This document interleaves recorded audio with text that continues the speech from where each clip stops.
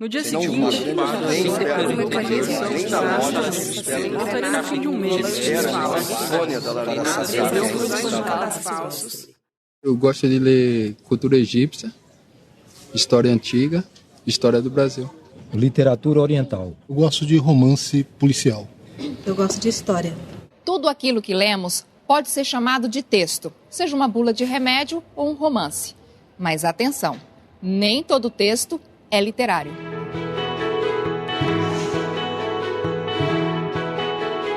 Não há uma marca do literário no sentido de uma marca pronta, uma vez aparecida, necessariamente ela é literária. Vou dar um exemplo até bem radical. No caso, por exemplo, do verso, da poesia, se você coloca tudo, digamos assim, em versos decassílabos, contando em 10 sílabas, em sequência, você vê aquilo na página, ocupando só um pequeno trecho da página, você tende a dizer que aquilo é poesia. No entanto, se você colocar um texto qualquer, uma receita, digamos, qualquer coisa que não tenha absolutamente nada de poesia dessa forma, você pode fazer com que um texto que tem uma aparência literária, mas que na prática ele não tenha poeticidade, não tenha ritmo, não tenha nada que componha propriamente a palavra. Se a questão é o literário, o fundamental é a invenção. Por exemplo, a criação de uma situação imaginária. Mas pode ser também a criação de palavras novas, pode ser a estruturação de uma linguagem inteiramente nova. Um tipo de ação que vai contra, ou de alguma maneira, ou que restabelece, ou mesmo por vezes destrói a própria gramática, o vocabulário. Tudo pode ser mexido em termos de literatura. Você já observou como a mesma palavra ou frase pode assumir sentidos e interpretações diferentes de acordo com o tipo de texto em que ela aparece? Vou dar um exemplo para vocês. Tá vendo aquela pedra? Se eu digo para uma pessoa que passa por aqui, cuidado, tem uma pedra no meio do caminho. Essa frase soa como um alerta para ela não tropeçar. Mas essa mesma frase no poema No Meio do Caminho, de Carlos Drummond de Andrade, tem um sentido bem diferente. Nunca me esquecerei desse acontecimento na vida de minhas retinas tão fatigadas. Nunca me esquecerei que no meio do caminho tinha uma pedra. Tinha uma pedra no meio do caminho. No meio do caminho tinha uma pedra. A palavra pedra, ela pode dizer muito da ideia do obstáculo, da dificuldade, mas ela pode ter um horizonte muito mais expressivo, que diz respeito ao próprio significado da poesia e da atitude poética, né, do Carlos Drummond de Andrade. Uma poesia que procura se confrontar com os desafios da vida, que recusa a ideia de uma transcendência que venha nos redimir a nossa existência, né, e que de fato insere o homem, né, nessa luta, né, com a sua vida, com o seu dia a dia, com a sua existência. A poesia é o belo trabalhado, é uma artesania. Ela acontece, ela chega ao fim quando você conseguiu dar as formas, a harmonia, o som, a cada palavra, a cada sílaba, a cada letra. Juntando letras, sílabas e palavras, o poeta Manuel de Barros cria muito mais do que frases ou versos. Ele cria imagens. O rio que fazia uma volta atrás da nossa casa era a imagem de um vidro mole. Passou um homem e disse: essa volta que o rio faz se chama enseada.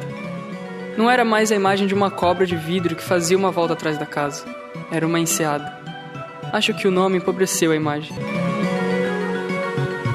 É isso que eu chamo de desenho verbal, né?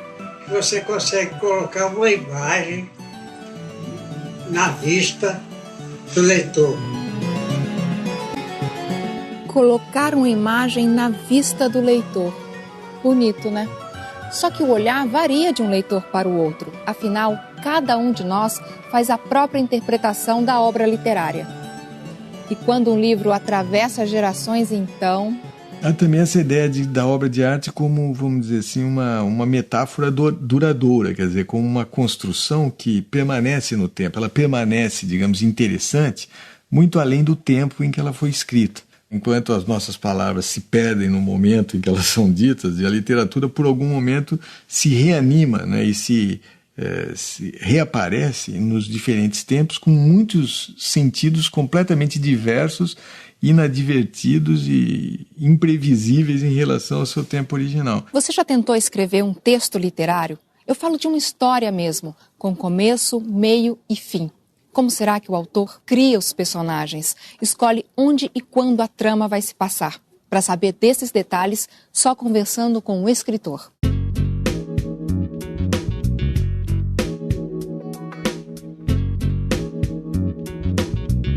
Quando eu escrevo, eu acho que eu sou muitas pessoas ao mesmo tempo e sou outro também, né? Você inventar essas vidas e dar consistência a elas e dar um pouco de complexidade a essas vidas é trabalhoso. Saber quem é o narrador ou quais são os narradores, quem conta essa história, como vão ser esses personagens e como eles vão mudando ao longo do tempo.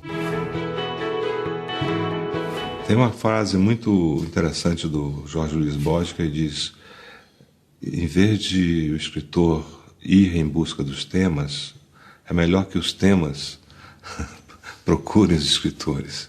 Né? Então ela surge, às vezes é uma questão, às vezes é uma obsessão, né? Pode ser uma espécie de demônio cultural ou demônio pessoal, alguma coisa que está, vamos dizer, que te quieta, passando por um conflito interno também. E isso aconteceu com todos os meus livros, né? Que não são muitos, mas com cada um deles, cada um dos 4 romances, com os contos, eu parti de uma questão. Os romances, contos e algumas crônicas que eu publiquei, que eu escrevi e publiquei, tem alguma relação com a minha vida. Na verdade, a literatura de que eu mais gosto é essa literatura que tem traços autobiográficos. Porque você sente que há uma verdade profunda aí, uma verdade da própria vida transformada em ficção. Ainda hoje eu leio romances, contos e poemas que me surpreendem. E me surpreende também a releitura de alguns livros. Por exemplo, Claro Enigma e Rosa do Povo, do Drummond, são livros que sempre me surpreendem. Eu sempre encontro coisas assim, importantíssimas, imagens, símbolos, enfim, que são verdadeiras descobertas, né? Isso acontece com releituras dos clássicos, por exemplo, releituras do Machado de Assis, ou com a descoberta de alguns romances, de alguns livros novos, ou de poetas. A literatura é uma das formas de ver o mundo, né? E de ver a realidade. Quer dizer, há tantas maneiras de ver e expressar o mundo, e a literatura é uma delas. A literatura, para mim, é o sonho feito com palavras. Não o sonho no sentido positivo da palavra, pode ser um pesadelo também, mas é essa ideia do sonho de quando a gente dorme e vive uma vida paralela. Acho que a literatura também é uma espécie de vida paralela. Literatura, ela pode ser várias coisas. No meu caso, ela foi uma válvula de escape, a saída de uma vida comum, que eu também não ia ser um criminoso, mas eu ia ser um cara, de repente, continuar sendo um balconista, continuar sendo um vendedor de uma loja. E eu saí desse senso comum para poder emancipar meu senso crítico. Ela me ensinou, através dos livros que eu li, me deu prazer, me deu alegria, me deu tristeza, me deu várias formas de sentimentos que eu não tinha sentido dentro da minha comunidade, me levou para outros lugares, expandiu minha mente para outros lugares e principalmente me deu senso crítico. O grande poder da literatura é a imaginação. E, claro, como que ela se resolve, né, através da linguagem, como que ela se dá a ler, a ver através da linguagem. Literatura é a base de tudo. Não há narrativas, histórias, teatro, cinema sem literatura. Ela é o pilar, é lá que se sustenta o sonho, a imaginação e os conteúdos. A literatura, para o leitor, ela mostra mundos múltiplos, mundos diferentes. E a literatura também é um momento em que você suspende a realidade. A gente sabe, quando vai abrir um livro de literatura, que a realidade está em outro lugar. E a gente faz um pacto com aquele livro de encontrar, de viver exatamente aquele mundo que está sendo oferecido. E esse exercício de suspender a sua realidade, quando você volta para ela, já é alguma coisa mais ampliada. É quase como se você... É o equivalente a fazer uma caminhada ou uma corrida para o corpo. Oxigena. Para o filósofo e linguista búlgaro Svetan Todorov, a literatura pode muito. Ela pode nos estender a mão quando estamos profundamente deprimidos, nos tornar ainda mais próximos dos outros seres humanos que nos cercam, nos fazer compreender melhor o mundo e nos ajudar a viver.